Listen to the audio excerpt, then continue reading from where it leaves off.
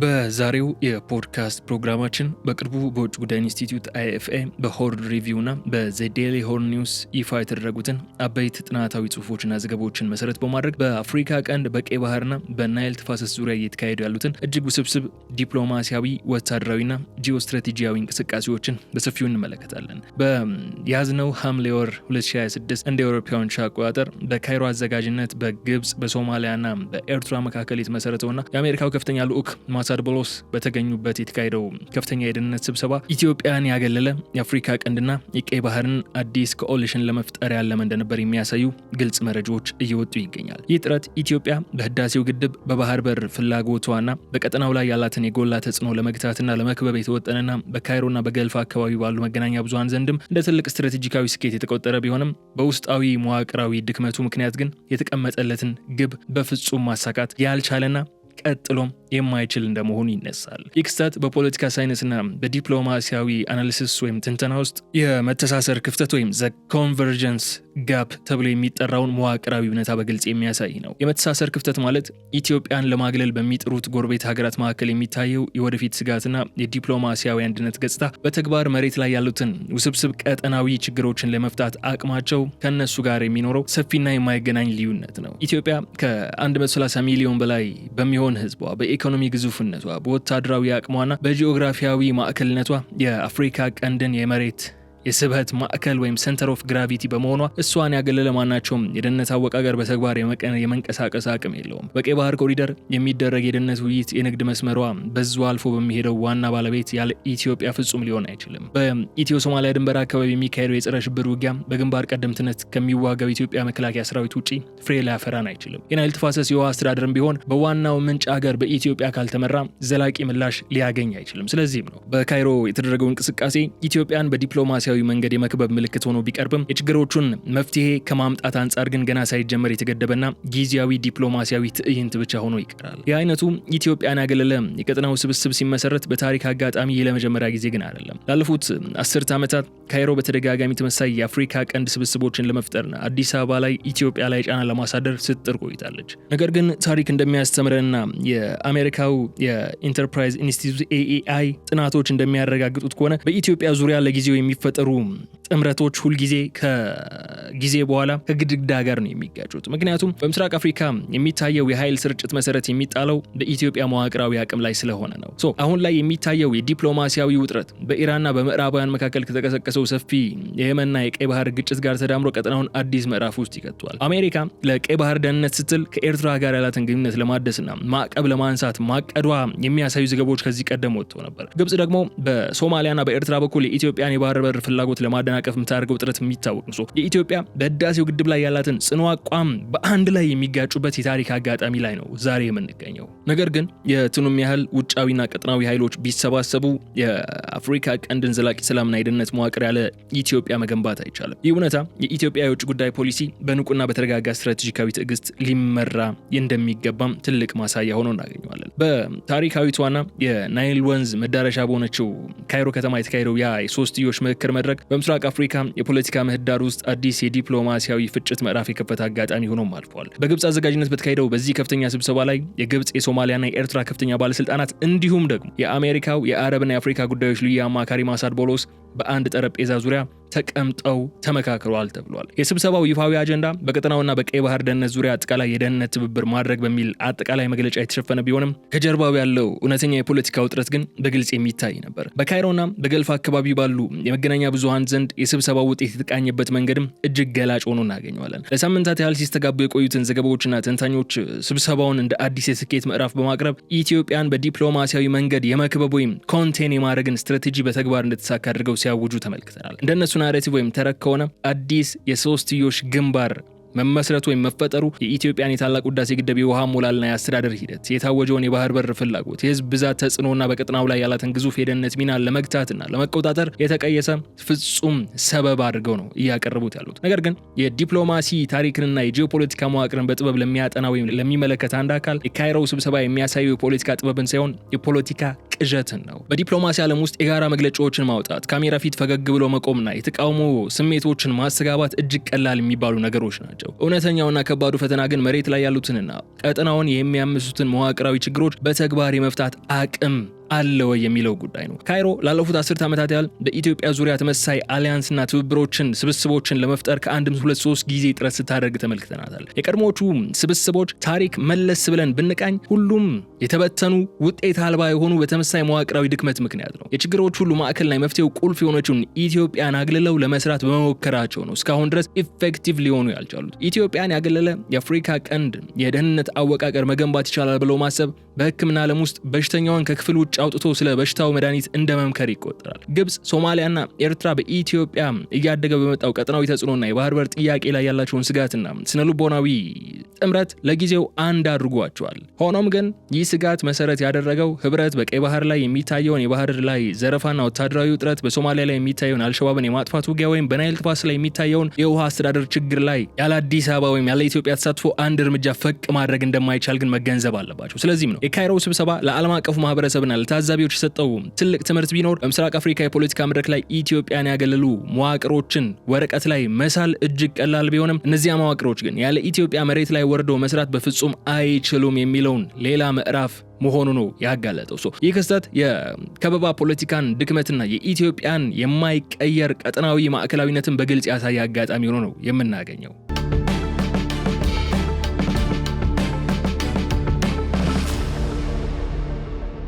ከዚህ ባሻገር በኢትዮጵያ የውጭ ጉዳይ ኢንስቲትዩት ወይም IFA ጥናታዊ ጽሑፍ ላይ በጎላ ሁኔታ የቀረበውና የዛሬውን ጥልቅ ፖድካስት ቆይታችን ማዕከል የሆነውን የመተሳሰር ክፍተት ወይም the convergence gap ጽንሰ ሐሳብ በአፍሪካ ቀንድ ወቅታዊ ዲፕሎማሲ ውስጥ የሚታየውን መሰረታዊ የኮንትራዲክሽን ሂደት የሚያስረዳ ረቂቅና መዋቅራዊ የፖለቲካ ንድፈ ሐሳብ መሆኑን ማንሳት አለብን። ይህ ጽንሰ ሐሳብ በአንድ በኩል በኢትዮጵያ ጎረቤቶችና ተፎካካሪዎች ዘንድ የሚታየውን የፖለቲካ የጋራ ጭንቅላትና የዲፕሎማሲያዊ አንድነት ገጽታ ወይም the optics of solidarity፣ በሌላ በኩል ደግሞ እውነተኛውን የቀጠናውን የደህንነት፣ የኢኮኖሚና የውሃ አስተዳደር ችግሮችን የመፍታት ተግባራዊ አቅማቸው ወይም functional capacity መካከል ያለውን ሰፊና የማይገናኘውን ልዩነት ይለካልናል። ይህ ክፍተት በድንገት የተፈጠረ አጋጣሚ ሳይሆን በቀጠናው አባል ሀገራት የስነ ልቦና ስጋትና በጂኦፖለቲካዊ እውነቶች መካከል በሚፈጠር ግጭት የሚወለድ ዲፕሎማሲያዊ በሽታ ነው። የመተሳሰር ክፍተት የሚወለድበትና የሚሰፋበት መዋቅራዊ ሂደት የሚከተሉትንም 3 መሰረታዊ አምዶችን ይይዛል። የካይሮውን ህብረት ያቆሙት 3ቱ ሀገራት ወደ አንድ ጠረጴዛ የመጡት የጋራ የረጅም ጊዜ ስትራቴጂካዊ ራዕይ ስለኖሯቸው ሳይሆን በኢትዮጵያ እያደገ በመጣው አህጉራዊና ቀጠናዊ ተጽዕኖ ዙሪያ ባላቸው ታሪካዊ ስጋቶች ውህደት ምክንያት ነው። ግብጽ ምን አላት እዚህ ጥምረት ላይ ለመካተት ከተባለ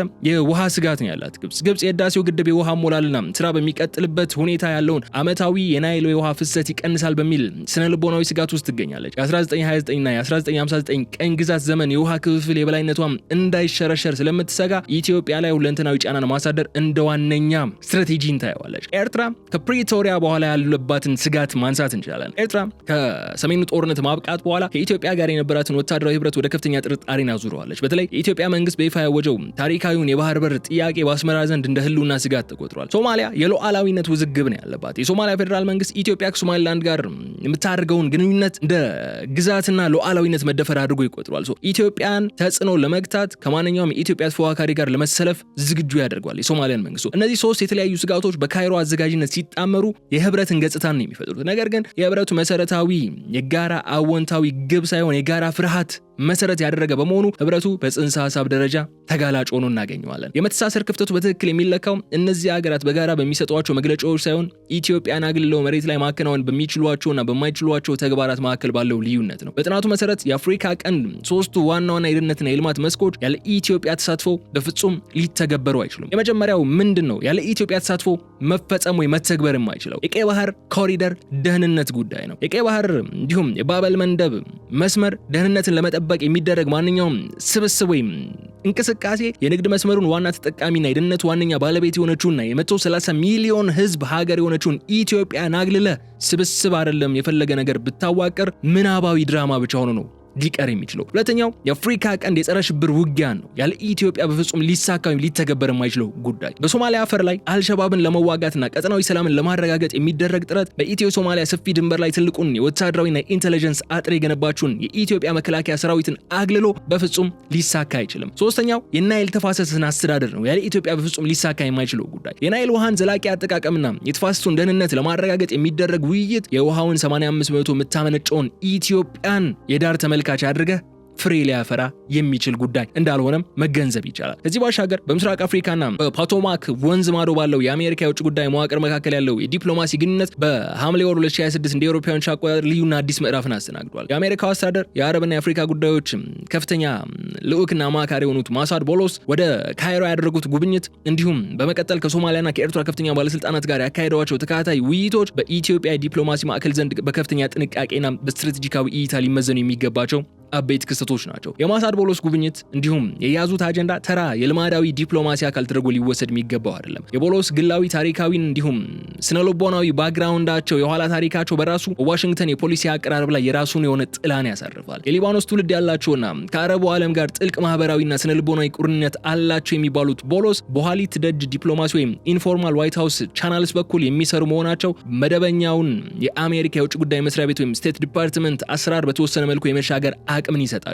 ይህ ሁኔታ በአረብ ሊግ አባል ሀገራትና በግብጽ ዘንድ ላለው የውሃ ስጋትና የጂኦፖለቲካ ናሬቲቭ ልዩ ቅርበት እንዲፈጥርም በር ይከፍታል። ምክንያቱም የአረብ ሊግ በታሪኩ በሙሉ የግብጽን የናይል ውሃ ሞኖፖሊያዊ መብትን አቋም ያለምንም ቅድመ ሁኔታ ሲደግፍ የቆየ ተቋም በመሆኑ በዚህ መዋቅር ውስጥ ያደገ ወይም የቀረበ ስነልቦና የታላቁ ህዳሴ ግድብን ውዝግብ በዋናነት በካይሮ የውሃ ስጋት ወይም ሃይድሮሊክ አንዛይቲስ መነጽር ብቻ የመመልከት አዝማሚያ ሊኖረው ይችላል ተብሎ ስለሚታመን ማለት ነው። ይህ የፍላጎትና የስነልቦና ተደራራቢነት የአሜሪካን ቅን አስተዋጽኦ ወይም በጎ ፍላጎት ሙሉ በሙሉ ጥያቄ ውስጥ የሚከት እንኳን ባይሆንም በኢትዮጵያ በኩል ግን ከፍተኛ የዲፕሎማሲያዊ ንቁነትና የቅድመ ዝግጅት ስትራቴጂን የሚጠይቀው ነው እናገኘዋለን። አሜሪካ በቀይ ባህር አካባቢ እያደገ የመጣውን ውጥረትና የኢራን የመን አክሲስ በመካከለኛው ምስራቅ ግጭት የሚፈጥረውን ተጽዕኖ ለመግታት ስትል ከአካባቢው ሀገራት ጋር አዲስ ያሰላለፍን ለመፍጠር ልትፈልግ ትችላለች። ነገር ግን የቦሎስ እንቅስቃሴ በኢትዮጵያ ስትራቴጂያዊ ጥቅሞች ላይ ሶስት ዋና ዋና ተጽዕኖዎችን የማሳደር እድልን ይዞ ብቅ ይላል። አንደኛው የአቋም መደላድል ነው፣ ፍሬሚንግ ባያዝ የምንለው ማለት ነው። የአሜሪካ ከፍተኛ አካላት የግብፅን የውሃ ስጋት እንደ ዋነኛ የቀጠናው መረጋጋት አደጋ አድርገው እንዲቀበሉ ሊገፋፉ ይችላሉ። የኢትዮጵያን ልማትና የ130 ሚሊዮን ህዝብ የኤሌክትሪክ ኃይል ፍላጎት ሁለተኛ ደረጃ አድርገው የሚመለከቱት ጉዳይ አድርገው የመቁጠር አደጋ ሊያጋጥም ይችላል። ሌላኛው የህጋዊነት እውቅና ስህተት ነው። ቦሎስ በካይሮ በአስመራና በሞቃዲሾ ዙሪያ የሚያደርጓቸው ስብሰባዎች ኢትዮጵያን አግልሎ የተፈጠረውን የካይሮ የሶስትዮሽ ጥምረትና ህብረት በተዘዋዋሪ የህጋዊነትና የአሜሪካ ድጋፍ እንደተቸረው አድርገው እንዲያቀርቡት ለተቃዋሚዎች እድልን ይሰጣል። ሌላኛው የሚድል ላይን ወይም የመካከለኛ መስመርነትን የመሳት ጉዳይን ሊያመጣ ይችላል። ዋሽንግተን በስምምነቶች ላይ አመቻች ወይም ፋሲሊቴተር ከመሆን አልፋ የግብፅን ፍላጎት በጫና ለማስፈጸም የምትሞክር አስገዳጅ አሸማጋዊ ኢምፖዚንግ ሚዲየተር ሆና ለመቅረብ የምታደርገው ማንኛውም ጥረትም ኢትዮጵያ በጽኑ ልትቃወሙ የሚገባ ጉዳይ ሆኖ እናገኘዋለን። ኢትዮጵያ ይህንን የዋሽንግተን አዲስ ዲፕሎማሲያዊ መስመርም በዝምታ ማለፍ የሚገባት ጉዳይ አይደለም። ይልቁንም ንቁና አስቀድሞ አጀንዳ የመቅረጽ ወይም ፕሮአክቲቭ አሰርቴሽን ስትራቴጂን በመከተል የሚከተሉትን አጀንዳ እርምጃዎችን መውሰድ ይኖርባታል። የመጀመሪያው የህጋዊነትና የዓለም አቀፍ የውሃ ህግ መርሆችን ማጉላት ነው ከኢትዮጵያ የሚጠበቀው። በዚህ ጉዳይ ላይ ኢትዮጵያ የምታካሄደው የልማት እንቅስቃሴ በዓለም አቀፍ የድንበር ተሻጋሪ ውሃዎች ህግ ማለትም ፍትሐዊና ምክንያታዊ አጠቃቀምን በሚባሉ ወይም ኢኩዊታብል ኤንድ ሪዝነብል ዩቲላይዜሽን እንዲሁም ጎጂ ተጽዕኖን አለማድረስ ኖ ሲግኒፊካንት ሃርም በሚሉ መርሆች ላይ የተመሰረተ መሆኑን ማብራራት ከኢትዮጵያ ይጠበቃል። ሁለተኛው የአፍሪካ አህጉራዊ አወቃቀርን ማስቀደም ነው። የናይል ውሃ ጉዳይም ሆነ የአፍሪካ ቀንድ ደህንነት መፈታት ያለበት ለአፍሪካ ችግሮች የአፍሪካ መፍትሄ በሚለው የአፍሪካ ህብረት መርህ መሰረት ብቻ እንደሆነ ለቦሎስና ለዋሽንግተን በግልጽ ማሳወቅ ይገባል። የውጭ ኃይሎች ጣልቃ ገብነትም ቀጠናውን ይበልጥ ያወሳስበዋል እንጂ አይፈታውም የሚለውን አቋም በስፋት ማራመድ ይገባል። በሌላ በኩል ግልጽ ቀይ መስመሮችም ሬድ ላይኖችን ማስመር ይገባል። አሜሪካ ውይይቶችን የመደገፍና የመምራት ሚና ሊኖራት ይችላል። ነገር ግን የኢትዮጵያን ብሔራዊ ጥቅምና ሉዓላዊነት አደጋ ላይ የሚጥል የትኛውም የተቀናጀ ጫና ኢትዮጵያን እንደማትቀበለው አስቀድሞ ግልጽ ማድረግም ይገባል ማለት እንችላለን እዚህ ጉዳይ ላይ።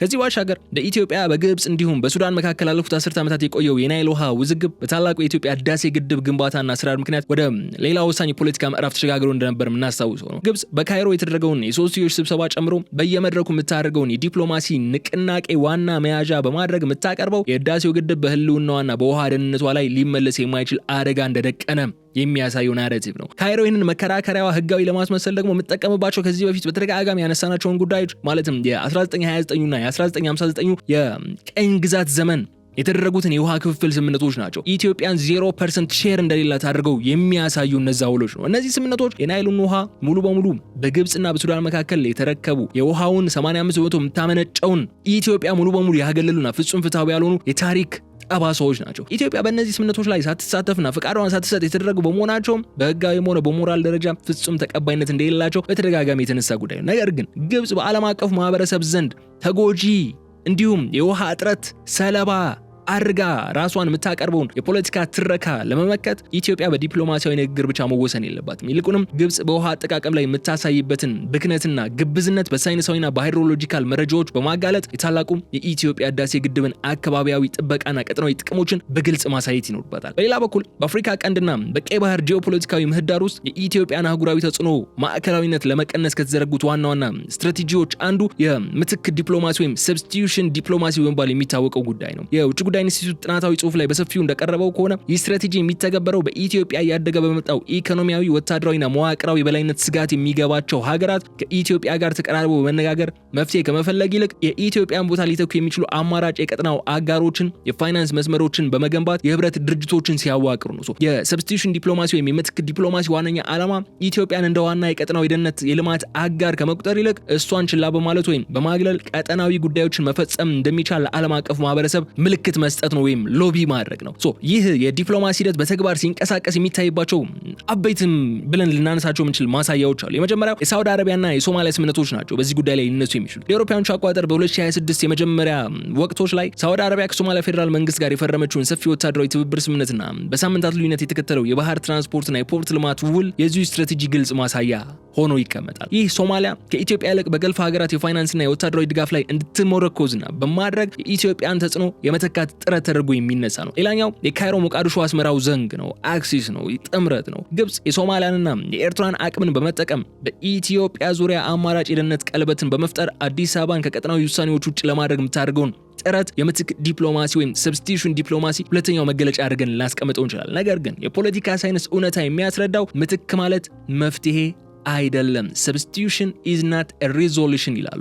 የትኑም ያህል ውጫዊ ኃይሎች ቢመጡ የገንዘብና የወታደራዊ ድጋፍ ቢያፈሱ በምስራቅ አፍሪካ መሬት ላይ ያለውን ታሪካዊና መዋቅራዊ እውነታን ሊቀይሩት አይችሉም። በሶማሊያ ያለውን አልሸባብ የማጥፋት ውጊያ፣ የኢትዮ ሶማሊያ ድንበር ደህንነትን ማስጠበቅና የቀይ ባህር የንግድ መስመርን ማረጋጋት ያለ ኢትዮጵያ እውነተኛ ተሳትፎ በምንም አይነት ውጫዊ ድጋፍ ሊሳካ ወይም ሊተካ አይችልም። በሌላ በኩል የቱርክን ጉዳይም እዚህ ላይ ማንሳት እንችላለን። አዎንታዊ አቅጣጫ ጠቋሚ አማራጭ ትከተላለች ቱርክ በዚህ ጉዳይ ላይ። የምትክ ዲፕሎማሲ ኢትዮጵያን ለማግለል በሚጥርበት በዚህ ወቅት ቱርክ ወይም አንካራ የዲፕሎማሲያዊ አካሄድ ሙሉ በሙሉ ተቃራኒና ስኬታማ አማራጭ ሆኖ ብቅ ይላል። ቱርክ በምስራቅ አፍሪካ የምትከተለው ፖሊሲው መሰረት ያደረገው ማግለልን ሳይሆን አቃፊነትና እውነተኛ ተሳትፎን ወይም ኢንክሉዥን ኤንድ ኢንጌጅመንት በመባል ነው የሚታወቀው። ቱርክ በቀጠናው ያላትን ተጽዕኖ ያጎናጸፏት ዋና ዋና ስትራቴጂዎች ምንድናቸው ካላችሁ የመጀመሪያው ሚዛናዊ የሆነ የሁለትዮሽ ግንኙነት ነው፣ ባይላተራል ሪሌሽን። አንካራ በአንድ በኩል ከኢትዮጵያ ጋር እጅግ ጥልቅ የሆነ የኢኮኖሚ የወታደራዊ ቴክኖሎጂ ትስስር የገነባች ሲሆን በሌላ በኩል ደግሞ በሶማሊያ መዋቅራዊ እድገት፣ የመከላከያ ግንባታና የፖርት ልማት ላይ ትልቁን ኢንቨስትመንት የምታደርግ ሀገር ነች። ይህ ሚዛናዊ አቋሟ በሁለቱም ወገኖች ዘንድ እንደ ተባባሪና አሻጋሪ ወይም ብሪጂንግ አክተር ሆና እንድትታይ ያደርጋታል። ሌላኛው የሶማሊላንድ ውዝግብ ሽምግልና በቱርክ በኩል ያለፈ ነበር። ኢትዮጵያ ከሶማሊላንድ ጋር የፈረመችውን የመግባቢያ ሰነድ ተከትሎ በኢትዮጵያና በሶማሊያ መካከል የተከሰተውን ከፍተኛውን ውጥረት ለማቃለል ቱርክ የጀመረችውን የሽምግልና ጥረት በካይሮ ከሚመራው የማግለል ስትራቴጂ ይልቅ እውነተኛ መፍትሄን እንደሚያስፈልግ የተረዳችበት አጋጣሚ ነበር። አንካራ ዘላቂ ስምምነት ሊደረስ የሚችለው ኢትዮጵያን ህጋዊ የባህር በር ፍላጎትና የሶማሊያን ግዛት አንድነት ያገናዘበ ውይይት ሲደረግ ብቻ እንደሆነ በመረዳት ያንን ጠረጴዛ ላይ አነጋግራ አደራድራ መፍትሄ ለማምጣት ችላ ነበር። ከዛ በኋላ ደግሞ ቱርክ ሌላኛው በዚህ ጉዳይ ላይ እንደ ጥሩ ወይም እንደ አዎንታ ጉዳይ ልትነሳ የምትችለው ከማካተት ወደ ማጠቃለል የሚለው የቱርክ ጉዳይ እንደመሆን አንጻ ቱርክ የካይሮን አይነት ኢትዮጵያን የመተካት ወይም ኢትዮጵያን የማግለል ቅዠት ውስጥ ከመግባት ይልቅ ኢትዮጵያን ባካተተ ባጠቃለለ መልኩ የቀጠናውን ደህንነት መገንባት እንደሚያስፈልግ ለዓለም አቀፉ ማህበረሰብ በተግባር ያሳየች ስቴጅ ነው። ኢትዮጵያ የምትክ ዲፕሎማሲ የሚያመጣውን የቃላትና የመግለጫዎች ማዕበልን በጥበብ ማለፍ የሚኖርባት ጊዜ ላይ ነው የምትገኘው። ኢትዮጵያ ይህንን ለማለፍ ደግሞ ምን አይነት ስትራቴጂዎችን ወይም የፖሊሲ አቅጣጫዎችን ልትከተል ይገባል በሚለው ጉዳይ አይኤፍ ያወጣቸውን አንዳንድ ነጥቦችን እናንሳም። አንደኛው ከቱርክ ጋር ያለውን ትስስር ማሳደግ የሚለው ጉዳይ ይነሳል። ኢትዮጵያ ከቱርክ ጋር ያላትን ወታደራዊና ዲፕሎማሲያዊ ግንኙነት ይበልጥ በማጠናከር አንካራ በሞቃዲሾና በኢትዮጵያ መካከል የምታደርገውን የሽምግልና ሚና አዎንታዊ በሆነ መልኩ ከዚህ በፊትም እንደተጠቀመችበት ለቀጣይ ጉዳዮችም መሰል መንገድን መከተል ይገባታል የሚለው ጉዳይ ነው። ሁለተኛ የምትክ ዲፕሎማሲ አቅምን ማጣቱ ማሳየት ነው።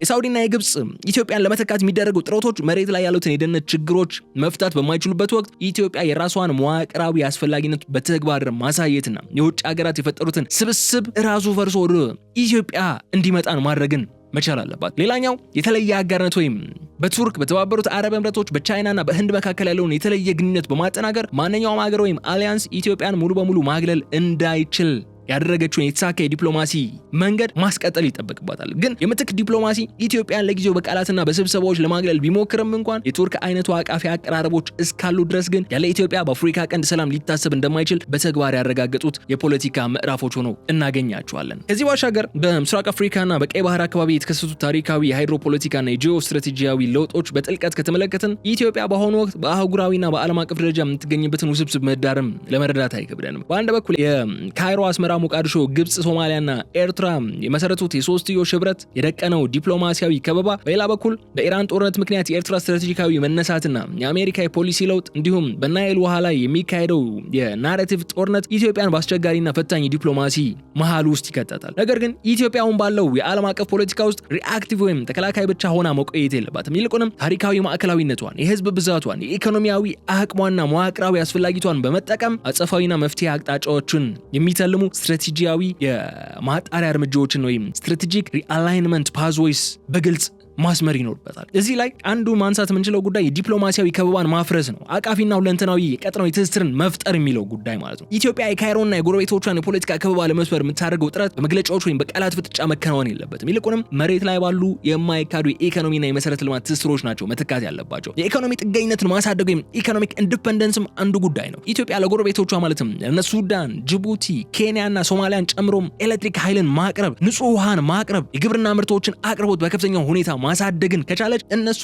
ኢኮኖሚያዊ ጥገኝነታቸው እንዲያድግ ታደርጋለች። አንድ ሀገር ከኢትዮጵያ ጋር ያለውን የኢኮኖሚ ትስስር በጠበቀ ቁጥር ደግሞ ከካይሮ ጋር የሚፈጥረው የፖለቲካ ህብረት ዋጋ የሌለውና ለራሱ ሁሉና አደገኛ መሆኑን ይረዳል። ይህ ደግሞ ኢንተርዲፔንደንስ ደተረንስ የሚባልን ነገር ያመጣል። ሌላኛው የቀጠናው የመሰረተ ልማት ማዕከልነት ማስፋፋት ነው። የላሙ ፖርት፣ ደቡብ ሱዳን ኢትዮጵያዊ የላፕሴት ኮሪደርን እንዲሁም የጅቡቲን የንግድ መስመርን ይበልጥ በማጠናከር የአፍሪካ ቀንድን የንግድና የሎጂስቲክስ የልብ ምት መሆኗን ማረጋገጥ ይጠበቅባታል ኢትዮጵያ። ከዚህ ባሻገር የውሃ ዲፕሎማሲን ከፖለቲካ ወደ ሳይንስና የህግ ማዕቀፍ ማሸጋገርም ከኢትዮጵያ የሚጠበቀው ሌላኛው ጉዳይ ነው። የናይል ውሃ ውዝግብን በተመለከተ ኢትዮጵያ ላለፉት ዓመታት ስትከተሉ የነበረውን ተከላካይ የመሆን አቋሟን በመቀየር ንቁና ተስፋፊ የመብት አስከባሪነት መስመርን መከተል ይገባታል። የናይል ተፋሰስ የህብረት ማዕቀፍ ስምምነት ደግሞ ለዚህ ጠቃሚ ስለሆነ እሱን ማስፈጸም ይጠበቅባታል። ኢትዮጵያ ትልቁ የዲፕሎማሲያዊ ድሏ በሲኤፍኤ ወይም የናይል ተፋሰስ ህብረት ማዕቀፍ ስምምነት አተገባበር ላይ የተመሰረተ ነው። ስምምነቱን የፈረሙትንና ያጸደቁትን የአባይ ተፋሰስ ሀገራት እንደነ ኡጋንዳ፣ ሩዋንዳ፣ ታንዛኒያ፣ ኬንያ፣ ደቡብ ሱዳን በማስተባበር የናይል የውሃ ኮሚሽን ወይም ናይል ሪቨር ቤዝን ኮሚሽን በቋሚነት ማቋቋምና የካይሮን የ1959ን የቀኝ ግዛት ስምምነት ከታሪክ መሰረዝ ይገባታል፣ ማክሰም አለባት። ሌላኛው ግብጽ የውሃ ፕሮጀክቶቿን ብክነት፣ የታላቁ የህዳሴ ግድብን አካባቢያዊ ጥቅሞችን የሚያሳዩ ሳይንሳዊና ሳተላይት መረጃዎችን በየወቅቱ ለዓለም አቀፍ ድርጅቶችን በማቅረብ ኢትዮጵያ በአባይ ግድብ ላይ ለቀጠናው የሚጠቅም ተግባርን እየሰራች መሆኑ ማሳያት ይጠበቅባታል። ከዚህ ባሻገር ከምዕራባውያንና ከባለብዙ ወገን ኃይላት ጋር የሚደረገው አሰላለፍን ማጠናከርም ከኢትዮጵያ ይጠበቃል። ዋሽንግተን በቀይ ባህር አካባቢ ባለው የኢራን ሁኔታ ምክንያት ወደ አስመራና ካይሮ ልታደላ የምትችልበትን ሁኔታ ለመመከት ኢትዮጵያ ባለብዙ ወገን ወይም መልታይ ፖላር የዲፕሎማሲ ስትራቴጂ መከተል ይኖርባታል። ይህን ለማድረግ ደግሞ የብሪክስ አባልነትን በአግባቡ መጠቀም ይጠበቃል ከኢትዮጵያ። ኢትዮጵያ የብሪክስ አባልነቷን በመጠቀም ከቻይና፣ ከሩሲያ፣ ከህንድና ከተባበሩት አረብ ኤምሬቶች ጋር ያላትን ስትራቴጂካዊና የፋይናንስ ትስስር ማሳደግ ይኖርባታል። ይህም የምዕራባውያንን ወይም የአሜሪካን የዲፕሎማሲና የኢኮኖሚ ጫና ለመቋቋም አቅምን ይሰጣል። በሌላ በኩል ከአሜሪካ ጋር የጋራ የደህንነት መግባባትን መፍጠር ይጠበቃል። ከአሜሪካ ጋር በሚደረጉ ግንኙነቶች ኢትዮጵያ የአልሸባብና የሽብርተኝነትን አደጋ ለመግታት ያላትን የማይተካ ሚና አጉልቶ ማውጣት ይገባል። አሜሪካ በቀይ ባህር ላይ ያላትን ያላትን ወይም የምታደርገውን ጥረትም ኢትዮጵያ የምታበረክተውን ቀጠናው የመረጋጋት አቅም ወይም የአንከር ስቴት ሮሏን ማስገንዘብ ይጠበቅብናል። ከዚህ ባሻገር ህጋዊ የባህር በር ጥያቄም በዲፕሎማሲ መቅረጽ ነው የሚጠበቀው። የባህር በር ፍላጎትን በዓለም አቀፍ የባህር ህግ ወይም UNCLOS በሰላማዊ ውይይት እንዲሁም የጋራ ኢኮኖሚ ልማት በሚያረጋግጡ የረዥም ጊዜ የኪራይ ወይም የፖርት ባለቤትነት ስምምነቶች ወይም ዊን-ዊን ፖርት ሊዞች አማካኝነት ለማስፈጸም ፍላጎት እንዳላት ለዓለም አቀፉ ማህበረሰብ በማሳወቅ እንዲሁም ወታደራዊ ስጋቶችን የሚያስቀሩ ናሬቲቮችን በመፍጠር ኢትዮጵያ አሸናፊ ሆና የምትወጣባቸውን መንገዶች ማመቻቸት ይቻላል በማለት የዕለቱን የፖድካስት ቆይታችን እዚህ ላይ እንቋጫለን። የተከበራችሁ የገበያ ሚዲያ ተከታታዮቻችን አብራችሁን በመቆየት ስለተከታተላችሁ እጅግ አድርጌ አመሰግናችኋለሁ። በቀጣይ በሌላ ጉዳይ መልሰን የምንገናኝ ይሆናል። እስከዚያ ድረስ ግን በቸር ቆዩልኝ። የገበያ ሚዲያን የዩቲዩብ ገጽ ሰብስክራይብ አድርጉ፣ ቪዲዮውን ላይክ አድርጉ፣ ሐሳብ አስተያየታችሁንም በኮሜንት መስጫው ላይ አስቀምጡልን። በቀጣይ በሌላ ጉዳይ መልሰን እስክንገናኝ ድረስ በቸር ሰንብቱልን። ሰላም።